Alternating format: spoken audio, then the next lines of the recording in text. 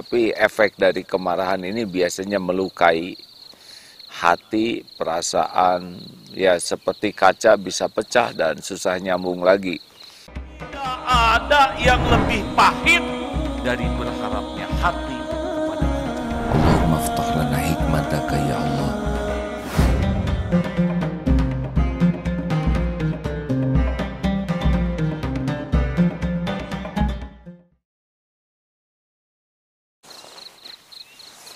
Assalamualaikum warahmatullahi wabarakatuh. Alhamdulillahirabbil alamin. Segala kesempurnaan, puja dan puji hanya milik Allah Subhanahu wa taala yang menguasai segala keadaan, segala kejadian. Tidak ada yang bisa terjadi tanpa izinnya, dan setiap kejadian pasti ada hikmahnya. Dan bagi orang yang beriman, kejadian apapun jikalau disikapi dengan tepat akan menjadi kebaikan. Allahumma sholli ala sayyidina Muhammadin wa ala alihi wa ashabihi ajma'in. Hadirin sekalian, ada salah satu pintu surga yang penting sekali, baik surga di dunia ya dalam tanda kutip dan utamanya surga di akhirat, yaitu wasiat Rasulullah SAW, la taghdab walakal jannah, jangan marah bagimu surga. Di sini penting sekali adalah bagaimana kita mengukur tingkat mudahnya marah diri kita. Ini penting sekali karena semakin kita mudah marah, semakin kelihatan kualitas kita sebagai orang yang lemah.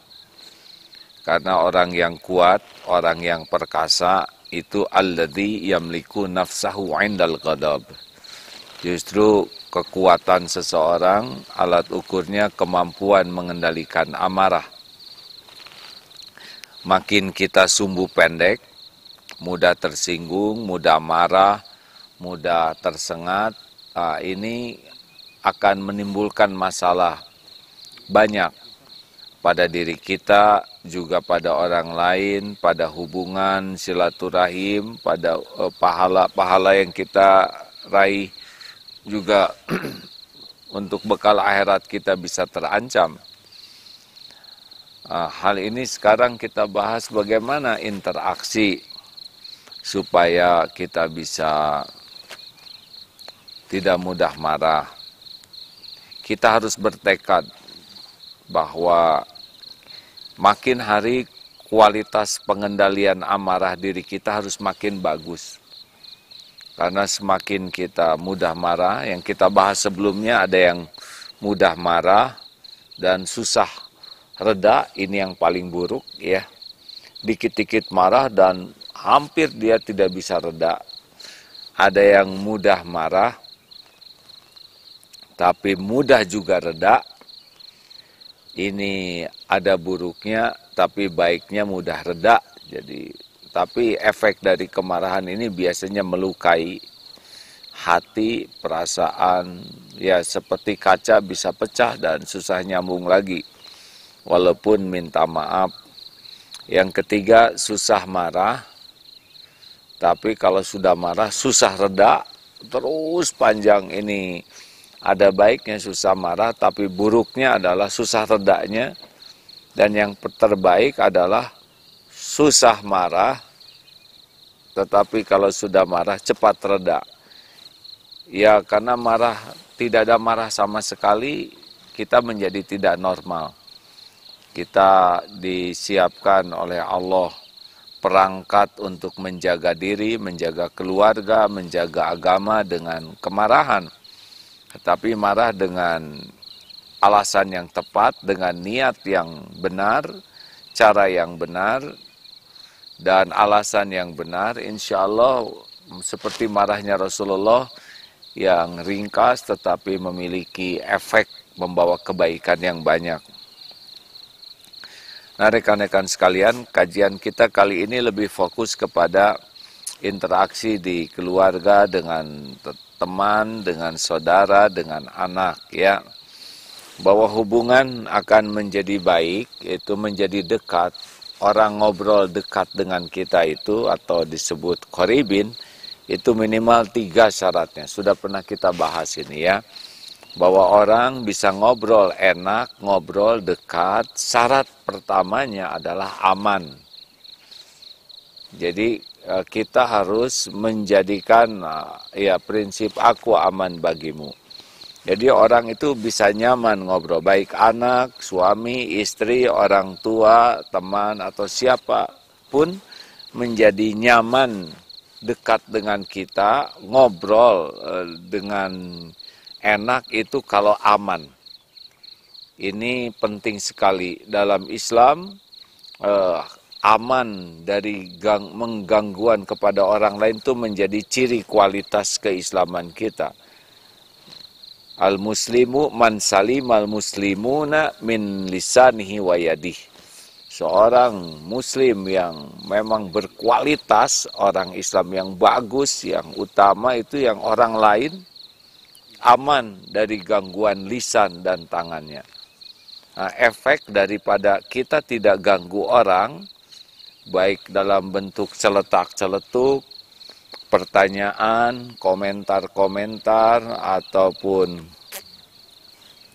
sindiran-sindiran. Kadang kita ada kata-kata yang membuat orang itu menjadi tidak enak dekat dengan kita. Nah, ini harus kita hindari betul.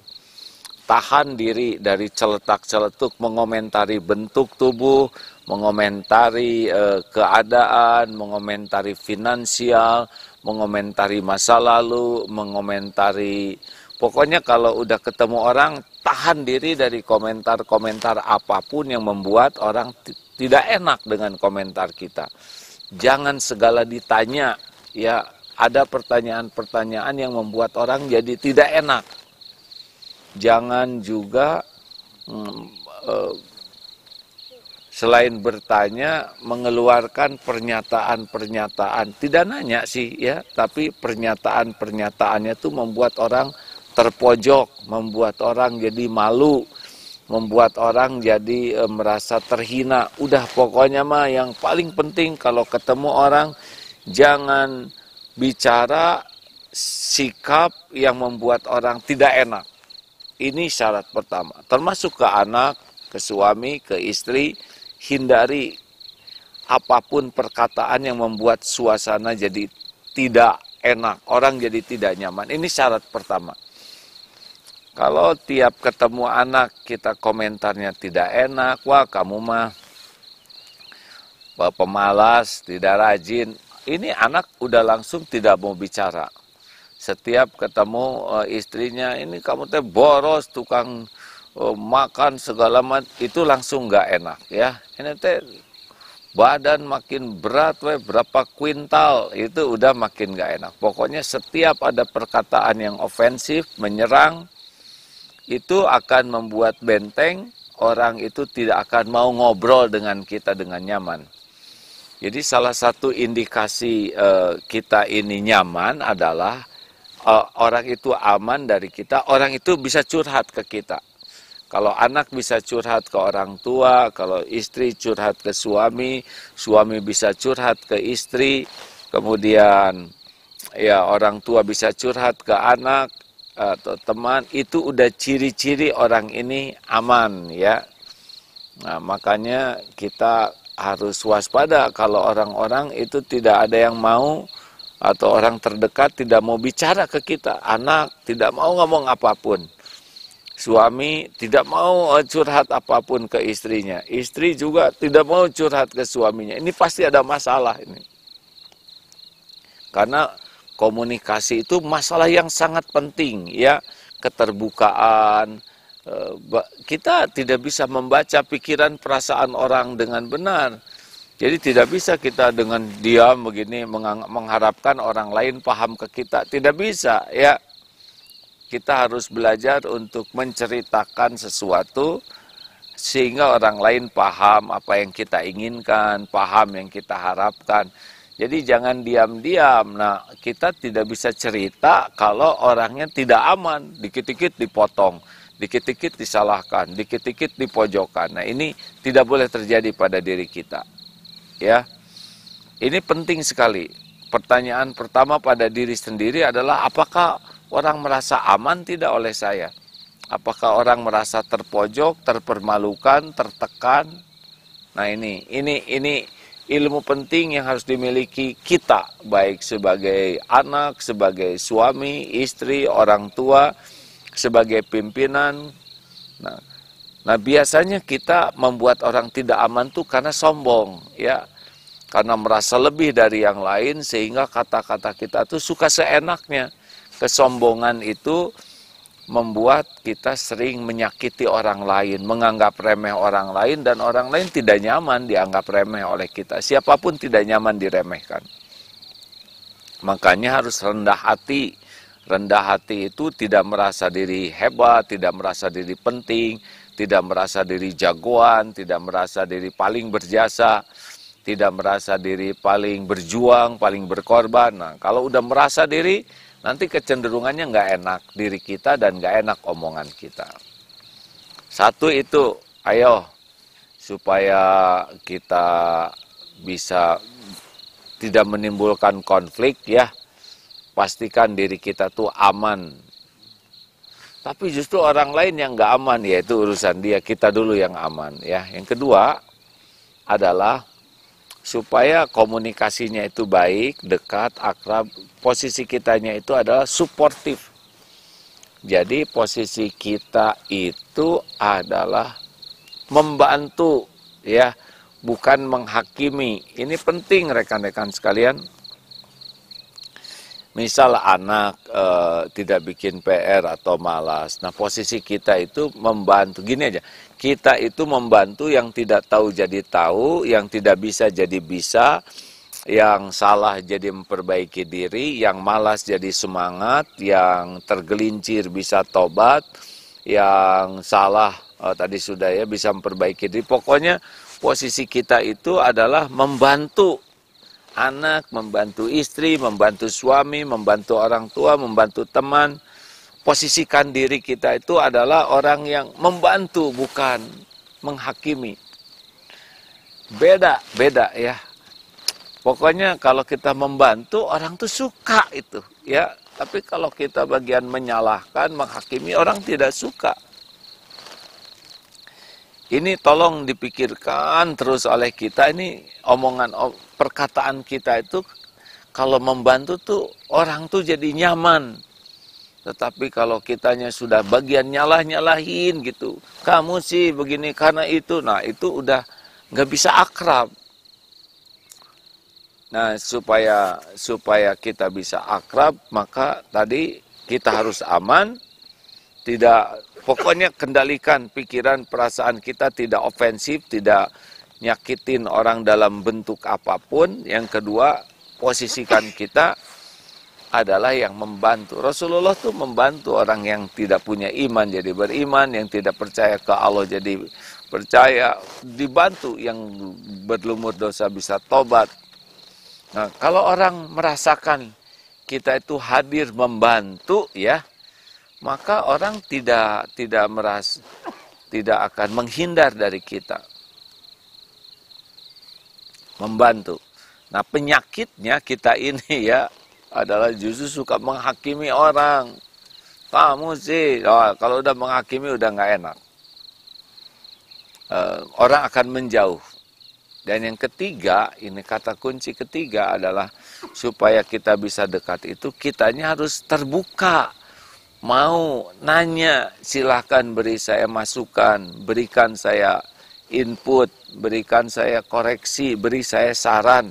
Kalau kita membuka diri ya ke anak, ke suami, ke istri, ke orang tua, ke teman, ayo. Tapi membuka dirinya itu asli ya, bukan acting. Kan ada ya, coba beri saya saran. Menurut saya sih Bapak tuh bacaannya kurang bagus. Ini tuh udah bagus dibanding teman-teman. Nah ini susah ya. Kalau kita suka menjawab, suka bela diri, kecenderungannya orang tidak mau lagi memberikan masukan kepada kita. Nah rekan-rekan sekalian, maaf pengulangan ini penting sekali ya. Karena kalau di dalam kedekatan sudah tidak ada komunikasi ya, Dan komunikasi itu harus jujur ya. Jangan dikamuflase. Kalau terbuka, jujur, apa adanya, mungkin pada waktu bertukar pikirannya tidak enak. Tetapi kejujuran yang tulus itu jadi jelas. Mungkin belum tentu diterima ya. Tetapi orang jadi tahu keinginan harapan kita. Mungkin beda pendapatnya, tapi orang jadi tahu, benar? Jadi biasakan bicara tuh terbuka, tapi dengan tenang, dengan jujur, apa adanya. Ini perbedaan pendapat dan kita harus sangat siap dengan perbedaan pendapat. Jangan jangan merasa semua orang pendapatnya harus sama dengan kita. Laki perempuan juga punya sifat yang berbeda ya. Perempuan pada umumnya lebih banyak bicaranya dan lebih mengandalkan perasaan. Ya, kita lelaki harus paham, mau mendengarkan, bukan mendengar ya.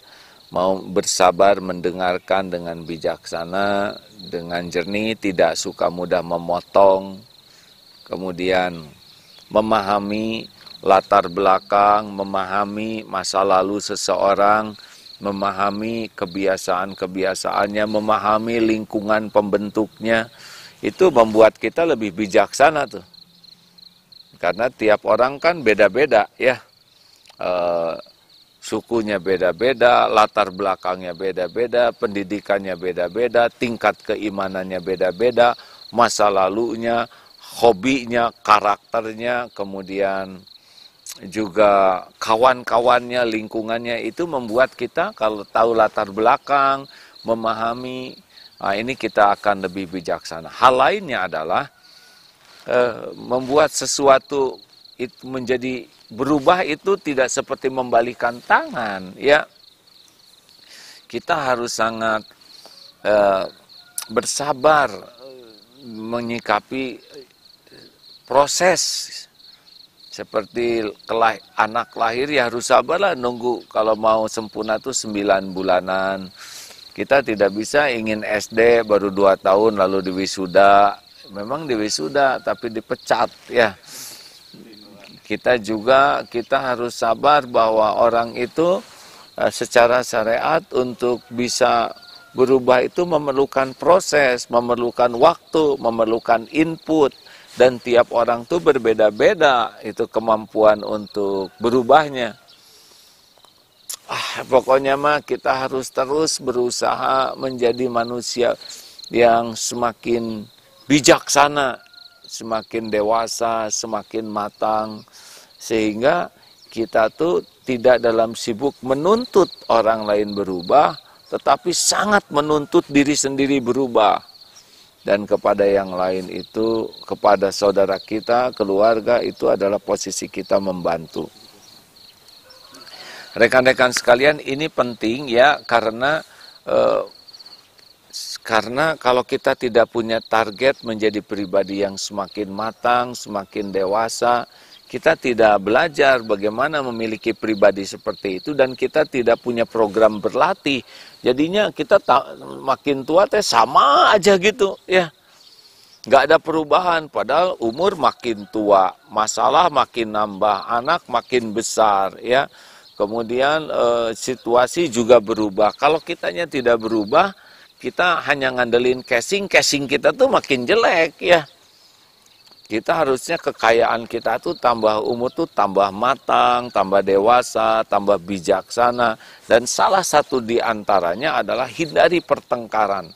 Kita harus sangat siap bahwa situasi itu tidak akan selamanya sama, ya. Kemudian orang-orang itu juga keadaannya tidak akan stabil gitu, enggak. Itu akan ada juga turun naiknya iman seseorang, ya.